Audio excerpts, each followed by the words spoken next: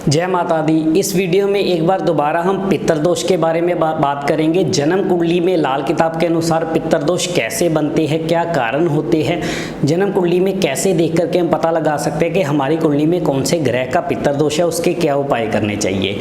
सबसे पहले हम बृहस्पति के पितृदोष की बात करते हैं। सबसे पहले मैं पितृदोष का आपको थोड़ा सा बता दूं कि पितृदोष का मतलब क्या होता है।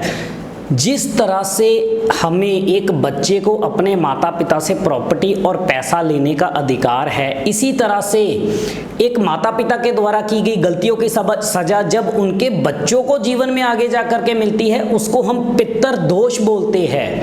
क्या गलतियां होने से किस ग्रह का पितृदोष बनेगा, इन सभी चीज़ों की बात हम एक एक पितृदोष के बारे में जब बात करेंगे उसमें जानेंगे। सबसे पहले बृहस्पति के पितृदोष की बात करते हैं।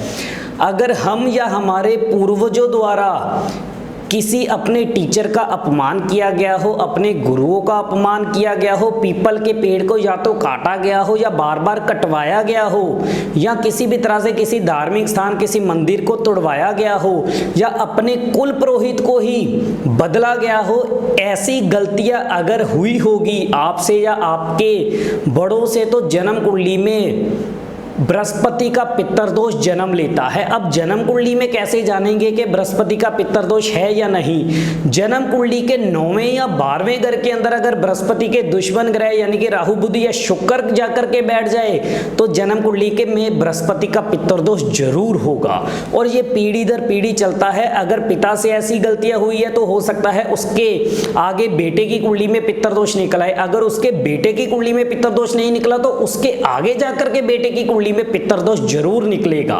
इस तरह से ये चलता है। अब इसके हमारे जीवन पर क्या खराब प्रभाव होंगे और क्या उपाय करने चाहिए, इसके बारे में बात करेंगे। बृहस्पति का अगर पितृदोष बन जाए तो पीढ़ी दर पीढ़ी हमारे घर परिवार में हर किसी को पढ़ाई की तकलीफें रहती है। पढ़ाई के अंदर कोई भी अच्छा नहीं कर पाता। अगर पिता नहीं पढ़ा, दादा नहीं पढ़ा, तो आगे बच्चे नहीं पढ़ेंगे, और जाकर के उसके आगे जाकर के बच्चों की पढ़ाई लिखाई भी कोई खास अच्छी नहीं होगी।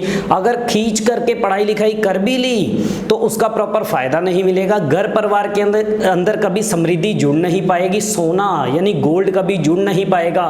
बार बार सोना चोरी होना, गुम होना, ये सारे हालात बनेंगे। सोना गिरवी रखना पड़ जाना, हमेशा पैसे को लेकर के एक तरह की कमी रहना, घर में हमेशा संस्कारों की कमी रहना, घर में हमेशा गाली गलोच, लड़ाई झगड़े जैसे हालात रहना, माँ बाप की कदर ना करना, अपने गुरुओं की कदर ना करना, ये सारे खराब हालात बृहस्पति की खराबी के कारण ही आते हैं। और साथ ही बार बार अपना बदनामी जैसे हालात जीवन में बार बार देखने को मिला। इस तरह की खराबियां बृहस्पति के ही पितृदोष के कारण आती है। इसके लिए क्या उपाय करने चाहिए?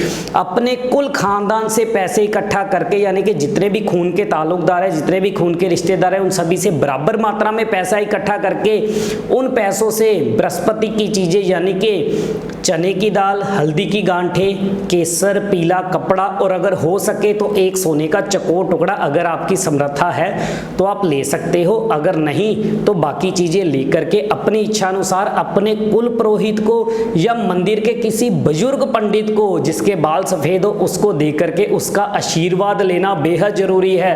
अगर ये उपाय करोगे तो बृहस्पति का पितृदोष जन्म कुंडली में पूरी तरह से खत्म होगा।